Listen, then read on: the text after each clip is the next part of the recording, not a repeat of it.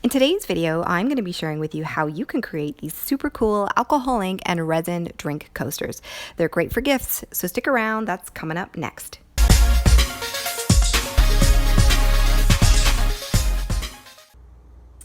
Hello everybody, and thanks so much for joining me for another episode of Art with J. Monteith. Today I'm super excited to be sharing with you this project.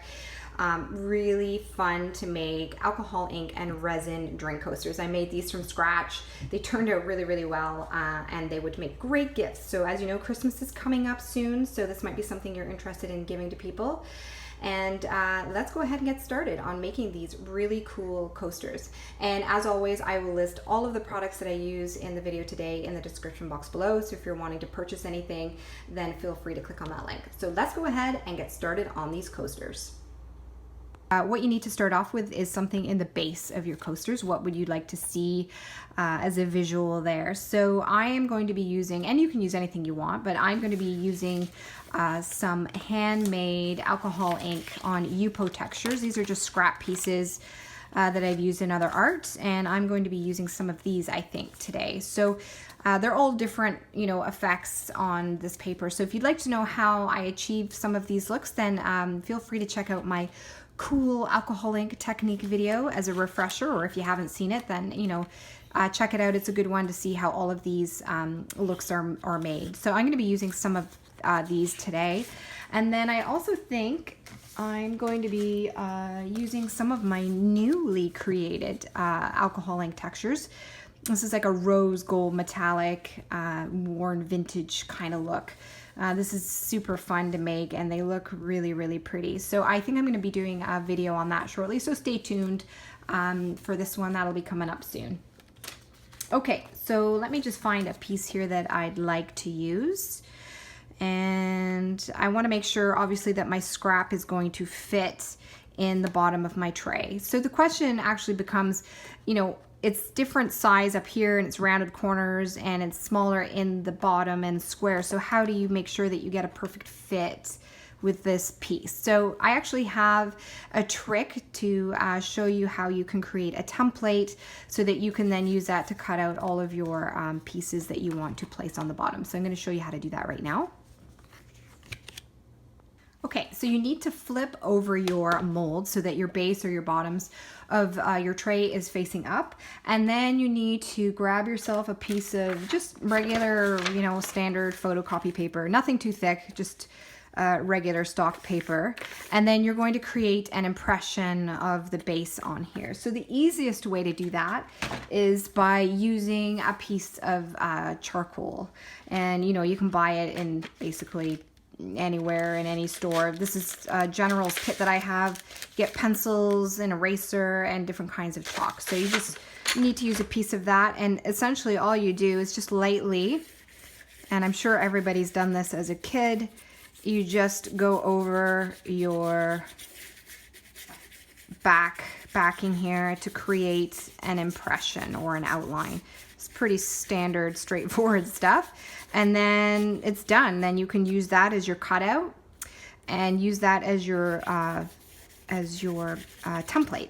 So I'm going to go ahead and just cut one of these out, and I'll be using that as my template, and I should get a good fit on the bottom of my tray.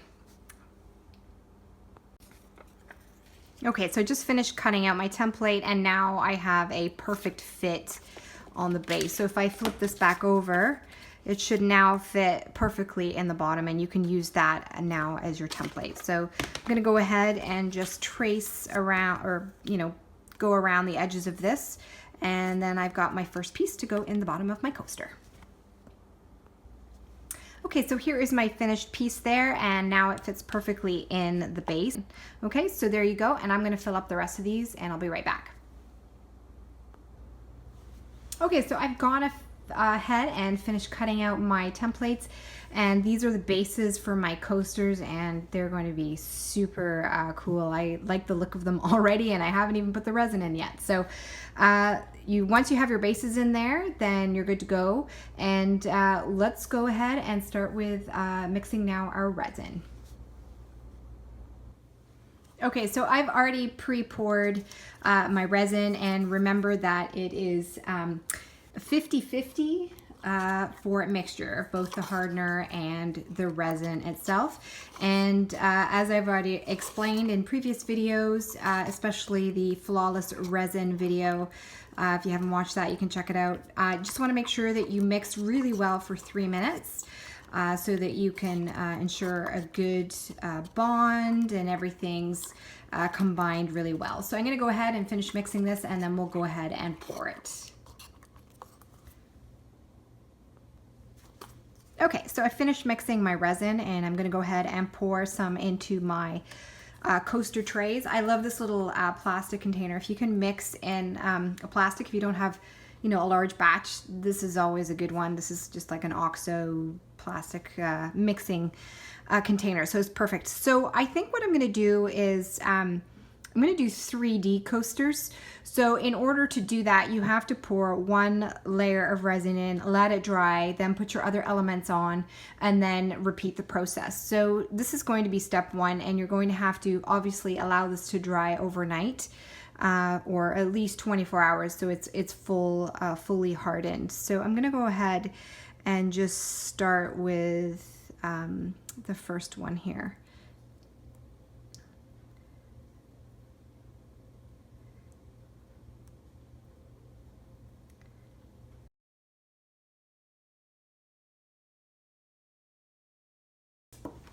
This is it for now, and I think I'm gonna just let these settle for a minute. You can spread it around a little bit with your popsicle stick here. So like I said, I'm doing a few layers, so it's okay that you just start off with a base layer here, just enough to cover the bottom of each. And I think that's probably pretty good. Just let that settle for a moment. And don't forget that you have your surface flat. And you've got a little bit of working time here. Well, actually quite a bit. You got about 45 minutes. So I'm just going to let that settle for a moment. And I'm going to torch it in a second. I'll be right back with my torch. Okay, so all of my resin is sitting now covered in my trays. I've got one layer in each little tray, and now I'm just going to torch over the areas here just to eliminate any of the bubbles that have come to the top. Just be careful, obviously, you know, you don't burn the tray, which is plastic, but you can see all the bubbles just, you know, disappearing immediately. I love this little torch, it's the best. So I'm going to go across each one here. You can see all the bubbles disappearing. And I'll probably repeat this one other time just to ensure that all of them are gone. But I think that's looking pretty good.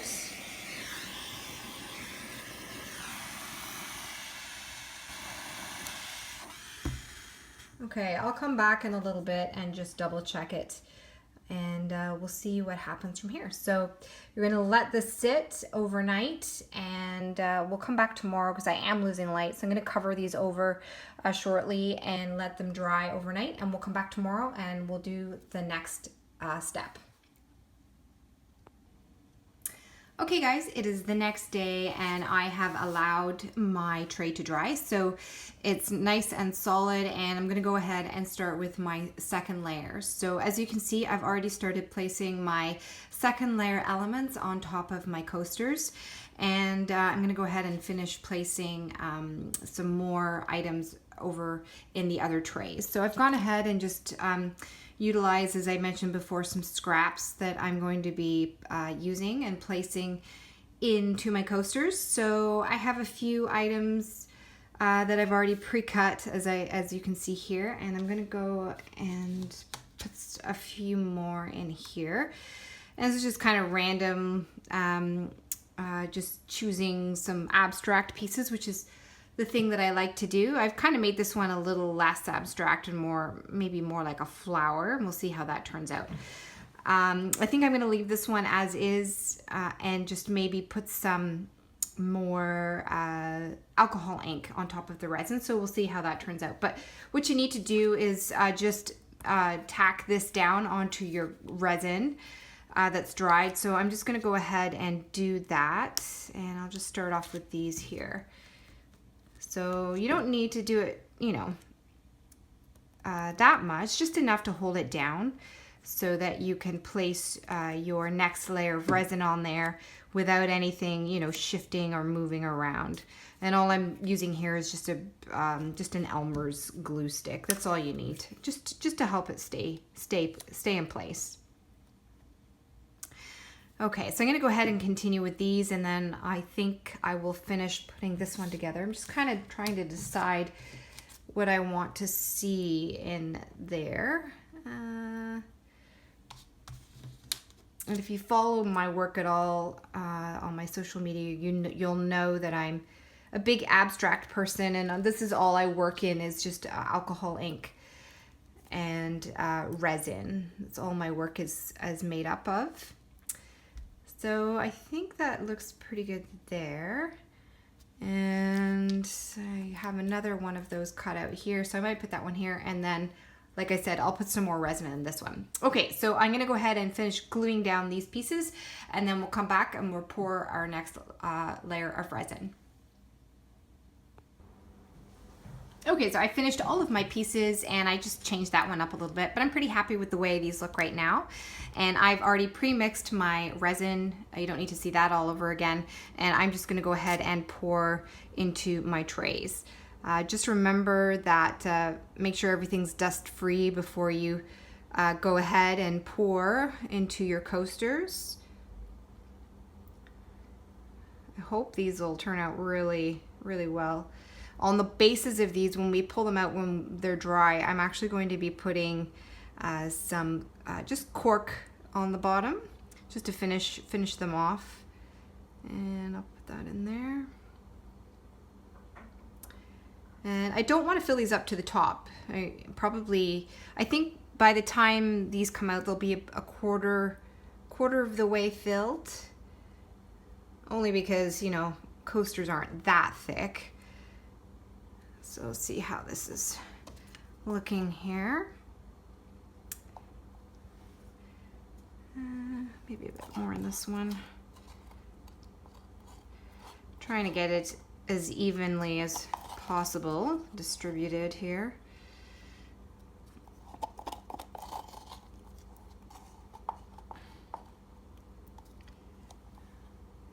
Okay, so I'm just going to spread that out a little bit here. Let it settle. Oh yeah, these look pretty good.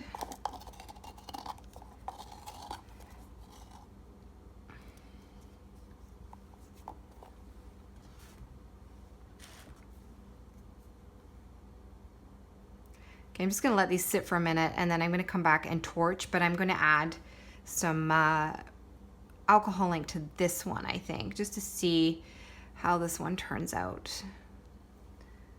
So let's add a bit more blue here. And where's the gold? I'd like to put some gold in here, if I can find it. Okay, here we go.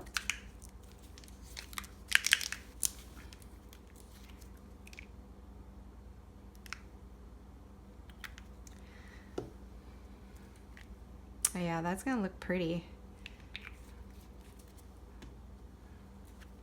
I'm going to be doing a video on just resin and alcohol ink, so nothing in the bases. I'm going to be showing you how to do some petri dishes or paperweights and things like that, and I've got some really cool other molds that you can create some pretty neat products with, so that'll be another video also. Okay, so I think this is pretty good. I'm going to go ahead and just torch these now. So let's turn this on. Using my favorite torch from Art Resin. And like I said, again, I'll come back and do this a second time just to ensure that all of the bubbles are out of there. And you really do need one of these if you're resining. You have to have a butane torch. you really won't get rid of the bubbles unless you use that. Okay. All right. So maybe I'll just add a bit more blue down here. So let's see what that looks like. Put it on top. Oh, cool. All right. So I think I'm gonna leave this for a moment or two. I'll come back and check it, and then I will go ahead and cover these over. Okay, so I'll be back in a few minutes just to double check them. And then again, we'll leave these for another 12 hours at least, and they should be good to go. And then we can pull them out of the molds and you'll get to see what the coaster looks like. So we'll come back in a little bit. See you soon. It's the next day, and I'm going to remove my covering that I've used overnight. And now I've got my 2 layers and they're nice and solid, and I'm going to pop them right out of the tray.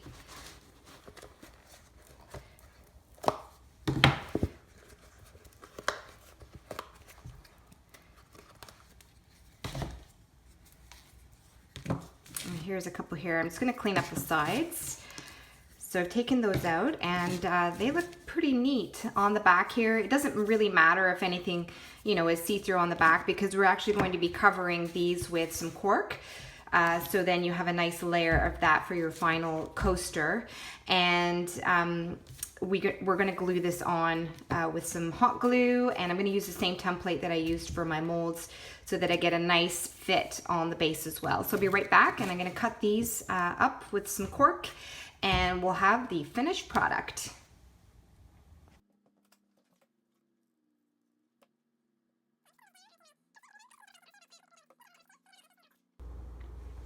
I finished gluing all of my cork to the undersides of my coasters, and I think they turned out amazing. They look so nice.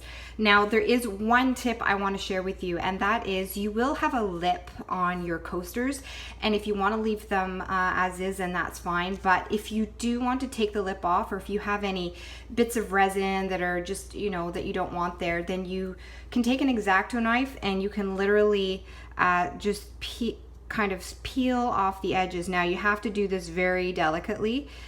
So if you don't have an X-Acto knife, or you don't use one regularly, then I guess you could always sand it down, but this is probably the best way.